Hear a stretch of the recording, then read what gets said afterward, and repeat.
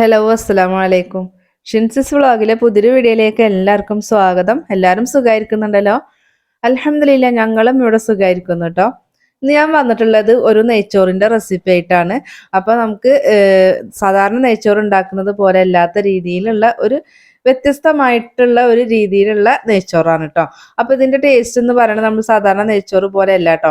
ഈ ഒരു രുചി അറിഞ്ഞിട്ടുണ്ടെങ്കിൽ നമുക്ക് ഇതുപോലെ തന്നെ നമ്മൾ നെയ്ച്ചോറ് ഉണ്ടാക്കുകയുള്ളൂ. അപ്പം അതുപോലത്തെ ഒരു നെയ്ച്ചോറാണ്, നല്ല അടിപൊളി ടേസ്റ്റ് ആയിട്ടുള്ള ഒരു നെയ്ച്ചോറ് തന്നെയല്ല, നമുക്ക് പെട്ടെന്ന് തന്നെ തയ്യാറാക്കാൻ പറ്റിയിട്ടുള്ള രീതിയിൽ തന്നെയാണ് ചെയ്ത് കാണിച്ചിട്ടുള്ളത് കേട്ടോ. അപ്പം നമുക്ക് നേരെ വീഡിയോയിലേക്ക് പോകാം. അതിന് വേണ്ടിയിട്ട് ഞാനിതാ റൈസ് ആദ്യം നമുക്ക് ഈ ഒരു അരി ഒന്ന് കഴുകിയിട്ട് ഒരു 20 മിനിറ്റോളം നമുക്കൊന്ന് വെള്ളമൊഴിച്ച് വെക്കണം കേട്ടോ. 20 മിനിറ്റ് വെള്ളമൊഴിച്ച് വെച്ചിട്ട് നമ്മൾ ബിരിയാണി അല്ലെങ്കിൽ നെയ്ച്ചോറ് ഉണ്ടാക്കുമ്പോൾ ആ ഒരു ചോറിന് തന്നെ ഒരു പ്രത്യേകത ഉണ്ടാവും. അപ്പോൾ ഞാൻ അരി എടുത്തിട്ടുണ്ട്. അപ്പോൾ ഈ ഒരു കപ്പിലാണ് ഞാൻ എടുത്തിട്ടുള്ളത്. നമ്മൾ ഗ്ലാസ്സിലോ എന്തിലെങ്കിലും അളന്നെടുക്കുമ്പോൾ ആ സെയിം പാത്രത്തിൽ തന്നെ നമുക്ക് വെള്ളം എടുക്കാൻ വേണ്ടിയിട്ട് ശ്രദ്ധിക്കുക കേട്ടോ. അപ്പം ഞാൻ ആ ഒരു പാത്രത്തിലാണ് ഞാൻ അരിയുടെ അളവ് കാണിച്ചിട്ടുള്ളത്. അപ്പം അതവിടെ മാറ്റി വെച്ചിട്ടുണ്ട്, കഴുകിയിട്ട് വെള്ളം ഒഴിച്ചിട്ട് മാറ്റി വെച്ചിട്ടുണ്ട്. പിന്നെ നമുക്ക് ഇതിലേക്ക് വേണ്ടിയിട്ടുള്ള സവോള, ക്യാരറ്റ്, അതുപോലെ തന്നെ ഇഞ്ചി, വെളുത്തുള്ളി, പച്ചമുളക്, ഇതാണ് ഞാൻ എടുത്തിട്ടുള്ളത്. അപ്പോൾ ചെറിയ രണ്ട് സവോള കനം കുറച്ച് നമുക്ക് ഫ്രൈ ചെയ്തെടുക്കാൻ വേണ്ടിയിട്ട് മാറ്റി വെച്ചിട്ടുണ്ടായിരുന്നു. ഒരു സവോളയുടെ പകുതി നമുക്ക് നെയ്ച്ചോറ് ഉണ്ടാക്കുന്ന സമയത്തേക്ക് വേണ്ടിയിട്ടും വെച്ചിട്ടുണ്ട്. ചെറിയൊരു കഷ്ണം ക്യാരറ്റും ചെറുതായിട്ട് കട്ട് ചെയ്ത് വെച്ചിട്ടുണ്ട് കേട്ടോ. ഇനി നമുക്ക് അതിലേക്ക് വേണ്ടിയിട്ടുള്ളത് 15 വെളുത്തുള്ളിയും അതുപോലെ അത്യാവശ്യം വലിയൊരു കഷ്ണം ഇഞ്ചിയും 2 പച്ചമുളകുമാണ്. അപ്പോൾ ഇതൊന്ന് നമുക്ക് ചതച്ചെടുക്കണം കേട്ടോ. അപ്പോൾ ഒത്തിരി പേസ്റ്റ് പോലെ മരയരുത്, അതുപോലെ ഒത്തിരി അങ്ങോട്ട് ഒന്ന് ക്രഷ് ചെയ്തിട്ടും എടുക്കരുത് കേട്ടോ. നല്ലോണം ഒന്ന് ക്രഷായിട്ട് കിട്ടണം. അപ്പോൾ അതിലേക്ക് ഒരു തണ്ട് കറിവേപ്പിലയും കൂടെ ചേർത്ത് കൊടുത്തിട്ടുണ്ട്.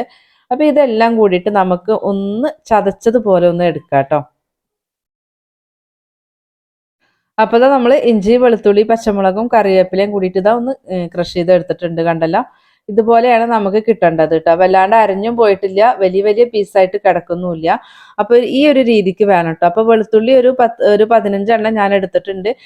4 ഗ്ലാസ് അരിയാണ് എടുത്തിട്ടുള്ളത്. 1 കിലോ അരിയാണ് ഞാൻ എടുത്തിട്ടുള്ളത് കേട്ടോ. അപ്പോൾ അതിലേക്കാണ്. അപ്പോൾ നിങ്ങൾക്ക് ഇത്രയും കൂടെ വെളുത്തുള്ളി ഇഞ്ചിയുടെ കഷ്ണം വേണമെങ്കിൽ എടുക്കാം കേട്ടോ. അപ്പോൾ ഇനി ഞാൻ ബിരിയാണി പോട്ടിലാണ് വെക്കുന്നത്. അപ്പോൾ അതുകൊണ്ട് അത് വെച്ച് കൊടുത്തിട്ടുണ്ട്. അപ്പോൾ അതിലേക്ക് 1 ടേബിൾ സ്പൂൺ നെയ്യ് ചേർത്ത് കൊടുക്കുന്നുണ്ട്.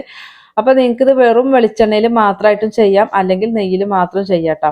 അപ്പോൾ ഒത്തിരി ഇങ്ങോട്ട് നെയ്യ് ഇഷ്ടമല്ല ഇവിടെ മക്കൾക്കൊന്നും. അപ്പോൾ അതിൻ്റെ പേരിൽ 1 ടേബിൾ സ്പൂൺ നെയ്യ് ചേർത്ത് കൊടുത്തിട്ടുണ്ട്. അതിലേക്ക് 2 ടേബിൾ സ്പൂൺ വെളിച്ചെണ്ണയും കൂടെ ചേർത്തിട്ടുണ്ട് കേട്ടോ. അപ്പോൾ ഇനി നമുക്ക് ഇതൊന്ന് ചൂടായി വരുന്ന സമയത്ത് നമുക്ക് ആദ്യം ഫ്രൈ ചെയ്തെടുക്കാനുള്ള സവോള ഇല്ലേ, അതൊന്ന് ഇട്ട് കൊടുക്കാം കേട്ടോ. അപ്പോൾ ഒത്തിരി കനം കുറച്ചിട്ട് വേണം നമുക്ക് ഫ്രൈ ചെയ്തെടുക്കാനുള്ള സവോള കട്ട് ചെയ്തെടുക്കേണ്ടത് കേട്ടോ. നമ്മൾ എണ്ണയിൽ ഇട്ട് കൊടുക്കുന്ന സമയത്ത് ഇതുപോലെ ഒന്ന് ഞെരടിയിട്ട് ഇട്ട് കൊടുക്കുകയാണെങ്കിൽ നമ്മുടെ സവോള ഒക്കെ സെപ്പറേറ്റ് ആയിട്ട് തന്നെ എണ്ണയിൽ വീഴും. അപ്പോൾ നമുക്കത് സെപ്പറേറ്റ് ആയിട്ട് തന്നെ അത് ഫ്രൈ ചെയ്തിട്ട് എടുക്കാൻ വേണ്ടിയിട്ട് പറ്റും കേട്ടോ. പെട്ടെന്ന് തന്നെ ഫ്രൈ ആയിട്ട് കിട്ടും. അപ്പോൾ ഇനി നമുക്കിതാ ഇതിലിട്ടിട്ട് ഇതൊന്ന് ഫ്രൈ ആക്കി എടുക്കാം.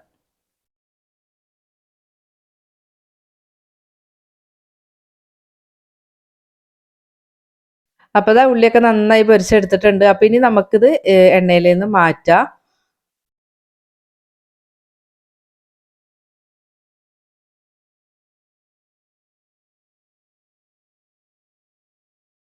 അപ്പം ഞാൻ വെളിച്ചെണ്ണയാണ് ചേർത്ത് കൊടുത്തിട്ടുള്ളത്. നമ്മൾ നെയ്ച്ചോറിൽ വെളിച്ചെണ്ണയുടെ ആ ഒരു ടേസ്റ്റാണ് ടേസ്റ്റായിട്ട് തോന്നിയിട്ടുള്ളത്. അപ്പം നിങ്ങൾക്കിത് ഓയിലാണ് ചേർക്കേണ്ടത് വെച്ചെങ്കിൽ അത് ചേർക്കാം. സൺഫ്ലവർ ഓയിലാണെങ്കിൽ അതാണെങ്കിലും ചേർക്കാം. നിങ്ങളുടെ ഇഷ്ടത്തിന് നിങ്ങളുടെ കയ്യിലുള്ളത് ചേർത്ത് കൊടുത്താൽ മതി കേട്ടോ.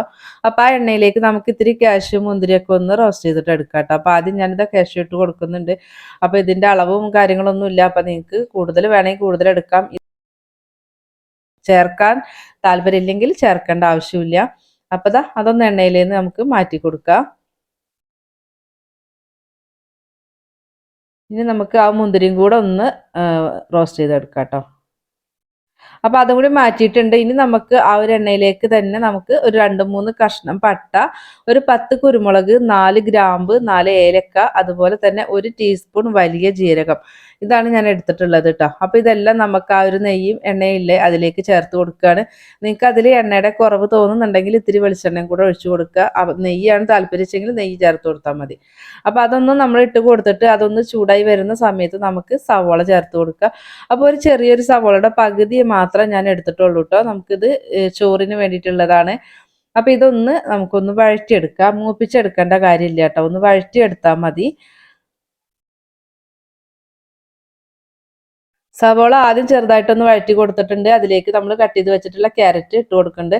അപ്പോൾ ഈ ക്യാരറ്റ് വേണ്ടാത്തവർക്ക് ഇത് ഒഴിവാക്കാം കേട്ടോ. അപ്പോൾ ഞാനൊരു ലേശം 1 ടേബിൾ സ്പൂൺ ക്യാരറ്റ് മാത്രമേ എടുത്തിട്ടുള്ളൂ. 1 കിലോ ആണ് നമ്മൾ അരി എടുത്തിട്ടുള്ളത്. അപ്പോൾ അതിലേക്ക് അതും കൂടെ ചേർത്ത് കൊടുത്തിട്ട് ജസ്റ്റ് ഒന്ന് വഴറ്റി കൊടുത്തു. അത്രയും മതി കേട്ടോ, ഒന്ന് കുഴഞ്ഞ് വന്നാൽ മതി. അതിലേക്ക് നമ്മൾ ചതച്ച് വെച്ചിട്ടുള്ള ഇഞ്ചി, വെളുത്തുള്ളിയും അതുപോലെ പച്ചമുളക്, കറിവേപ്പില ഈ ഒരു കൂട്ട് ചേർത്ത് കൊടുക്കുകയാണ്. അത് ചേർത്ത് കൊടുത്തിട്ട് നന്നായിട്ട് തന്നെ മൂപ്പിച്ചെടുക്കണം. നമുക്ക് ആ ഇഞ്ചിയുടെയും വെളുത്തുള്ളിയുടെയും പച്ചമുളകിൻ്റെ ഒക്കെ ഒരു പച്ചച്ചുവ ഉണ്ടല്ലോ, അത് മാറണം.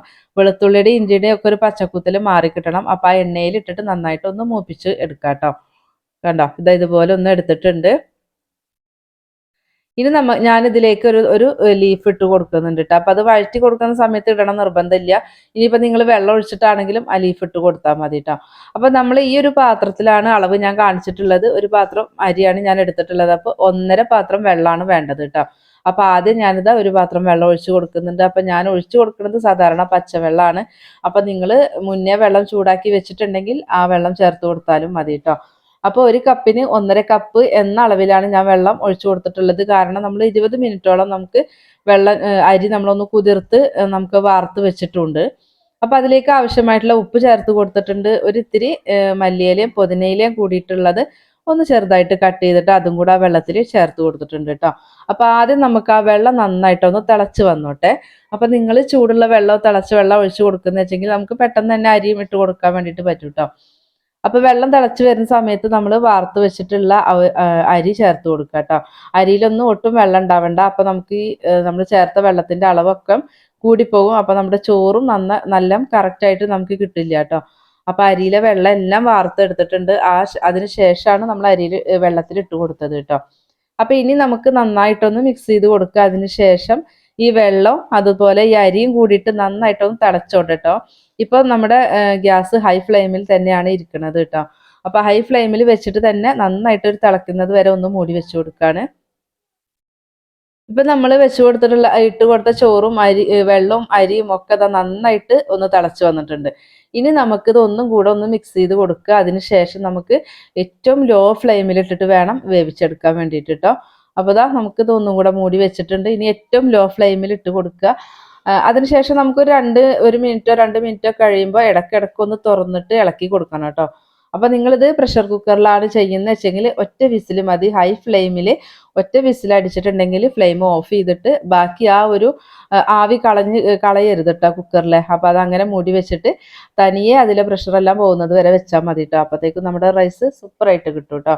അപ്പോൾ ഞാൻ ഇടയ്ക്കൊന്ന് 1 മിനിറ്റ് 2 മിനിറ്റ് ഒക്കെ കഴിയുമ്പോൾ ഞാൻ ജസ്റ്റ് ഒന്ന് എടുത്തൊന്ന് ഇളക്കി കൊടുത്തിട്ട് വീണ്ടും മൂടി വെച്ച് കൊടുക്കുന്നുണ്ട് കേട്ടോ. അപ്പോൾ നമ്മുടെ ചോറ് നല്ല കറക്റ്റായിട്ട് വെന്ത് വന്നിട്ടുണ്ട്. അപ്പോൾ ഇടയ്ക്കൊന്ന് തുറന്ന് ഇളക്കി കൊടുക്കാൻ വേണ്ടിയിട്ട് മറക്കരുത് കേട്ടോ. അപ്പോൾ നമ്മുടെ ചോറ് കറക്റ്റ് ആയിട്ടുണ്ട്. അതിലെ വെള്ളം എല്ലാം വറ്റി നമുക്ക് കറക്റ്റ് പാകമായിട്ടുണ്ട്. ആ സമയം നമുക്ക് കുറച്ച് മല്ലിയിലയും പുതിനയിലയും അതിൻ്റെ മുകളിൽ ഒന്ന് ഇട്ട് കൊടുക്കുന്നുണ്ട്. നമുക്കിതൊന്ന് മിക്സ് ചെയ്ത് കൊടുക്കാൻ വേണ്ടിയിട്ടാണ്. പിന്നെ നമ്മൾ ഫ്രൈ ചെയ്ത് വെച്ചിട്ടുള്ള സവോള ഉണ്ടല്ലോ, അതും കാഷ്യൂ മുന്തിരി ഇട്ട് കൊടുക്കുക കേട്ടോ. അപ്പോൾ ഇതിൽ നിന്നൊക്കെ ലേശം ഞാൻ മാറ്റി വെച്ചിട്ടുണ്ട് കേട്ടോ. അപ്പോൾ ആ ഒരു കാഷ്യൂ മുന്തിരിയും അതുപോലെ ഉള്ളിയും എല്ലാം ചേർത്ത് കൊടുത്തിട്ടുണ്ട്. ഇനി നമുക്ക് ഈ ചോറൊന്ന് മിക്സ് ചെയ്ത് കൊടുക്കാം. ഇപ്പോഴും ഞാൻ ഗ്യാസ് ഓഫ് ചെയ്തിട്ടില്ല. ഏറ്റവും ലോ ഫ്ലെയിമിൽ തന്നെയാണ് കേട്ടോ ഗ്യാസ് ഇരിക്കുന്നത്. അപ്പോൾ ഓഫ് ചെയ്യണതിൻ്റെ മുന്നെയാണ് ഞാൻ ചെയ്യുന്നത്. അപ്പോൾ നിങ്ങൾക്ക് ഇത് ഇങ്ങനെ മതിച്ചാൽ നമ്മളിത് ചേർത്ത് കൊടുക്കുമല്ലോ, ആ സമയം തന്നെ നിങ്ങൾക്ക് ഗ്യാസ് ഓഫ് ചെയ്ത് വെക്കാം കേട്ടോ. അപ്പോൾ എനിക്കൊരു ഇത്തിരി വെളിച്ചെണ്ണ കൂടെ നമുക്ക് ലാസ്റ്റ് ഒന്ന് ഒഴിച്ചു കൊടുക്കാനുണ്ട്. അപ്പോൾ അതുകൊണ്ടാണ് ഗ്യാസ് ഓഫ് ചെയ്യാത്തത്.